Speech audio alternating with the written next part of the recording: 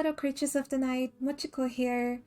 This is episode 3 of the Wakfu series, and I have a couple more tips that we're going to discuss in this episode. I'm super excited to start questing as well, so let's just get started. I'm going to talk a little bit about the emotes, where they're located, and yeah, the emotes that we have right now. So the emote bar is located down here actually. You can click on this icon or simply press E to open it and it'll pop up. You can just move the window anywhere you want it. I don't like having it on the left. And these are the emotes and smileys that we have currently. As far as I'm aware, there's only these smileys in the game. You can't have extra ones or new ones, but the two-person emotes and the emotes are indeed available in the world of 12. Some of them are available in the Ankama store, so sadly you'll have to go look for it there, but most of them you can find in the world itself. The ones that we currently have are Sit, Wave, and Angry. They're called different things here, but that's just how I see them. So to use the Sit emote, you can type /sit, and the same with the Hi emote or the Wave emote, you just type /hi, and then for the Angry emote, you type /flare. The second thing that I want to point out to you guys is how to make a second shortcut bar. So this is the shortcut bar that you originally start out with, and if you want to make a secondary one, you simply click on this little up arrow over here, and then you'll see this number change to number 2. You're going to have to click on this number to open up the secondary shortcut bar. You just hold left click and you can move it around. To make it flip vertically, you simply hold it against the side and it flips vertically. And to flip it back horizontally, you just hold it down towards the edge there and it flips horizontally again. You can have up to 4 of these little shortcut bars, and to close them, simply click on the number again, or you can use the indicated shortcut, but the shortcut is way too long in my opinion. So yeah, you can just click on the number. Enough about the tips, tricks, and info bits. Let's do some questing, guys.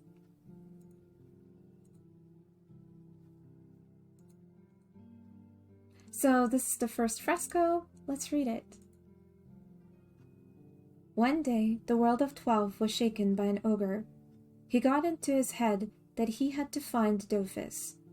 And when an ogre makes up his mind about something, he doesn't change it, no matter what the consequences.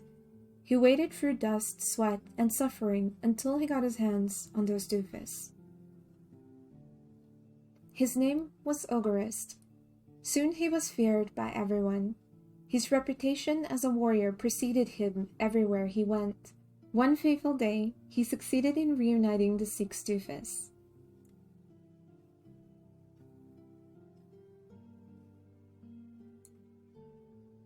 Who would have thought that Ogreist the Terrible would have accomplished such an awful feat in the name of love?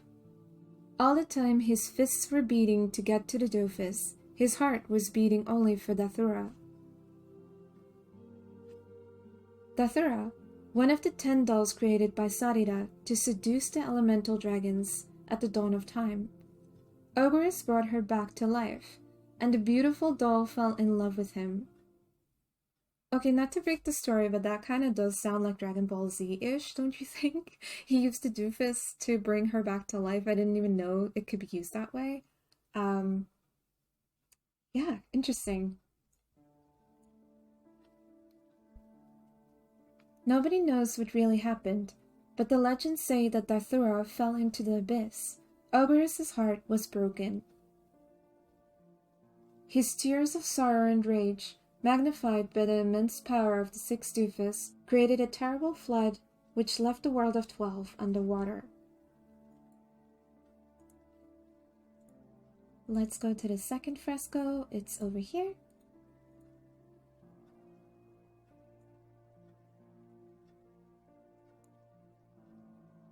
Ogreist's tears fell throughout the world.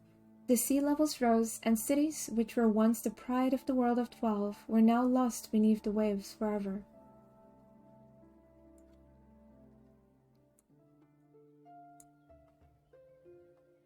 Today, island clusters have emerged once more, populated by the disciples of the world of 12.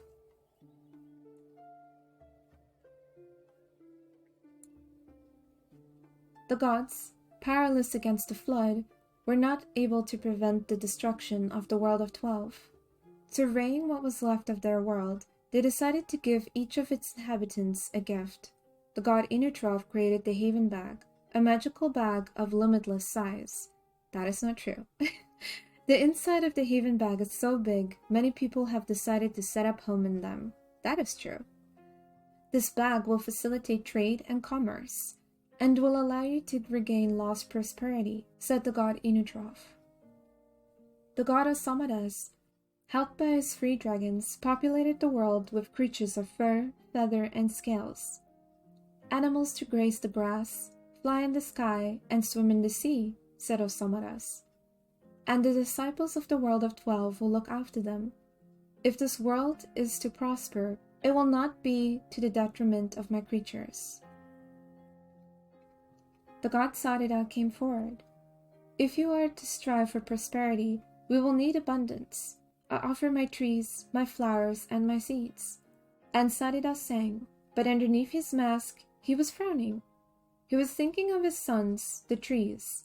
In the past, the trees had suffered at the hands of the overzealous lumberjacks, and these lumberjacks had cut the trees down faster than Sadida could make them grow. Then the balance with nature had been broken. The disciples of the world of 12 had been given another chance. Were they going to take it? That's a really deep statement, and it makes me think a lot about our world, Earth, and what we're doing to it right now, to be honest. Following the examples of the first three gods, the others also donated gifts. The goddess Feka spread her shield over the city of Bonta. The goddess Pandoa protected the taverns, and the god Aya protected the forges. As for the goddess Kra, the god Akaflup, and the goddess Aniripsa, the goddess Sakrir, the god Shram, and the god Exeler, they also gave their gifts. And certain disciples, those most highly regarded by the gods, were elected. They were to be messengers who kept track of whether nature's balance was being maintained or broken. On each of the world's islands, they grouped together in clans. We call them the clan members. Let's go read the last fresco.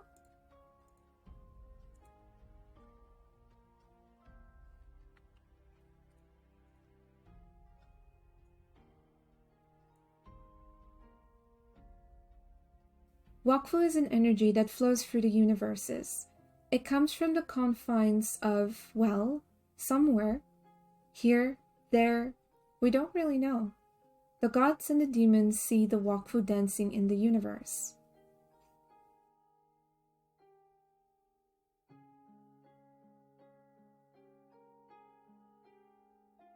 All nature vibrates thanks to Wakfu, from the highest mountaintops to the bottom of the seas.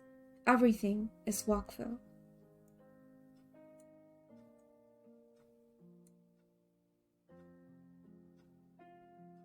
It is said that some people can even master it, that it has been done in the past. Master Wakfu? Truth or legend? Nobody knows anymore. Also, while we're here, up these stairs is the class altar, so let's complete the quest.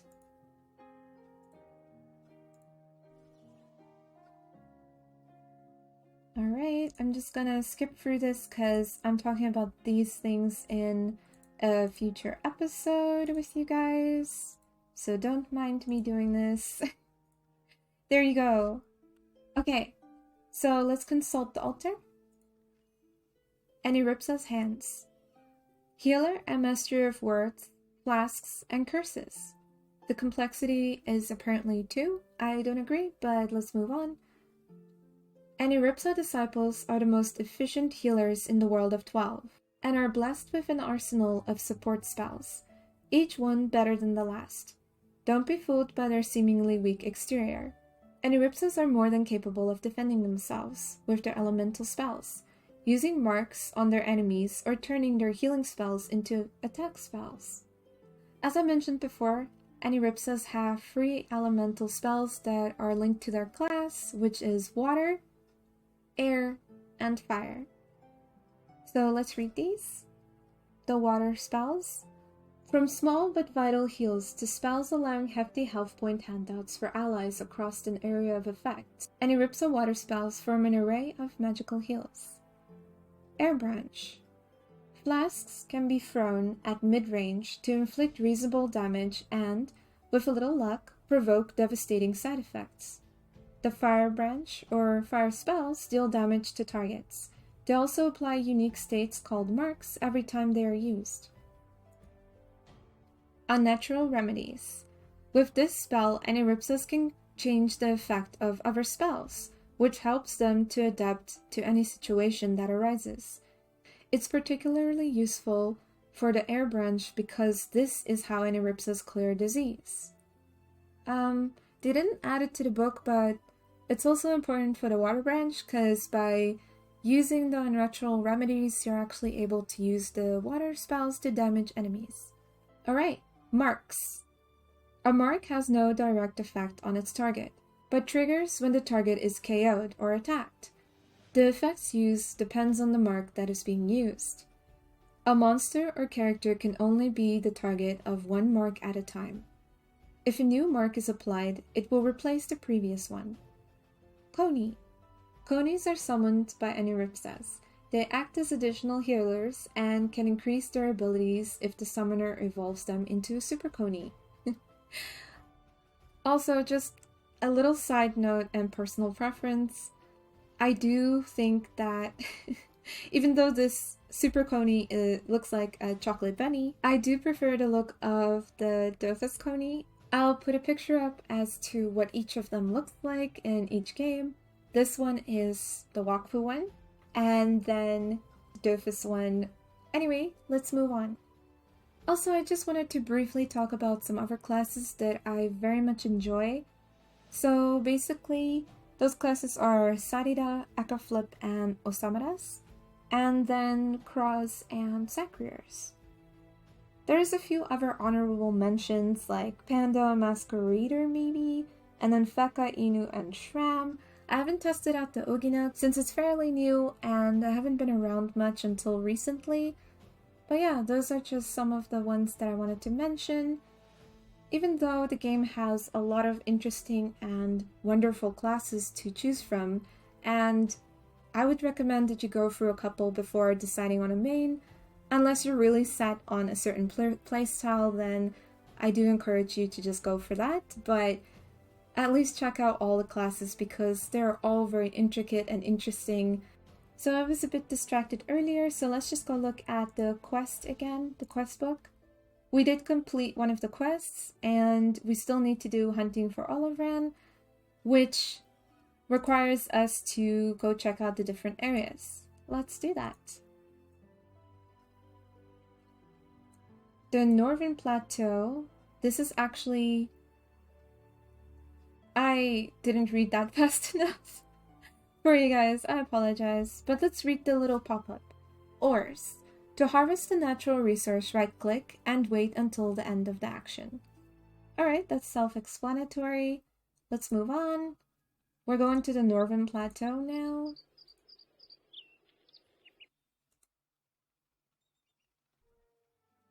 Trees.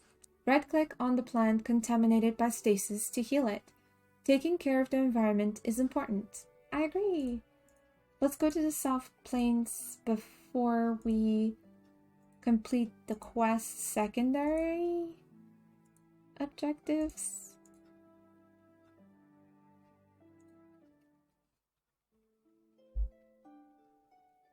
Okay, the South Plains are down here. There you go. Oh my goodness, what was that? Okay, let's just ignore that. So, Healer's Role. This distorted soul heals its partners. You'll have a hard time winning if you don't take care of it first. So once again, as I mentioned back in the Dofus episodes, try to always kill the healers first. It's just strategically smarter to do so, and it really makes the fight much easier if the healer is dead.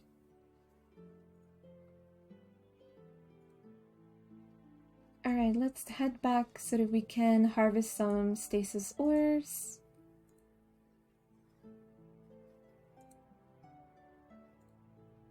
Wow. Okay. This looks like something that really shouldn't be here. Autumai, how are you blind, my bro? I don't know. It looks super lovely though. I love the purple and the effects coming off of it, the particles. I really love the look of this dungeon. Oh my gosh. It is the dungeon, right? Just let us check quickly. Yes, it is. Okay. Anyways, yes, we were gonna harvest some ores. Remember what they said? Just right-click the ore, select extract, and there you go. We've got our first ore. And now let's do the same over here.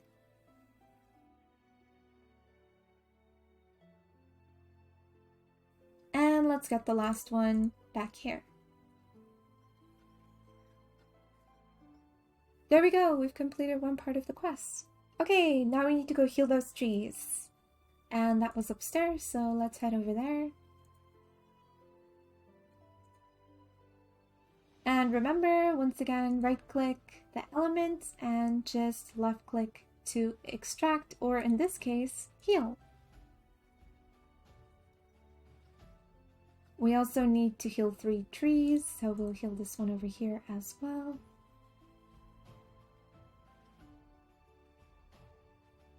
And always remember to wait for the gathering animation to pass before you continue.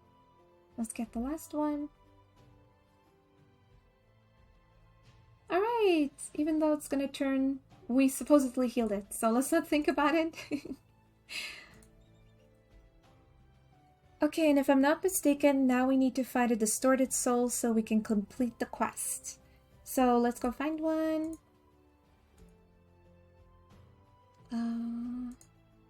Those mobs are too big for now. We're only level 3, I think. If I'm not mistaken, if I am, I do apologize. There's a lot of people on tonight, by the way. I was thinking that earlier when I was looking down on... Oh, we're lucky. We have one. We have a single one. Good. Alright. So if there were other monsters here, it would be smart to start close to the healer, the distorted soul. But right now, we were lucky and got a single fight, so just keep that in mind in case you weren't that lucky. Remember about positioning, guys. It doesn't matter where you face your... Well, you should face forward, or she's gonna damage you quite a bit. But it doesn't matter how you face in the start, because even if I start over here behind her, she'll be turning around when the fight starts, which you'll see in a few seconds when the timer runs out. But yeah, remember to keep an eye on your positioning, be smart with that, and remember to check enemy stat windows. So if we open her stat window, we can see that she is water damage, but she has no resistance, so that's good, so we can use whatever spell we want. And I'm just gonna go for fire spells since it's faster. I'm just gonna use my new spell, actually. Can we push her, maybe? Oh, I can't, like... But can I push her again? Okay. I'm just gonna, like... It does 5 damage, and this one does 3 damage, so I guess it is better to use Trademark. I'm just gonna use it. Even though I can only use it once. And then I'll end off with Status Mark because I don't want to hurt myself, and if I was using Trademark, I would be hurting myself. Yay! We completed the quest! Alright, we're gonna end the episode here. I'm just gonna run up to the top side, so next time we can just carry on here and hand in the quest. Thank you so much for watching. I hope you had a lot of fun with me. I think we will address the emotes and their locations in episode 4 before continuing the quest, so tune in for that. Until then, take care everyone. Bye guys!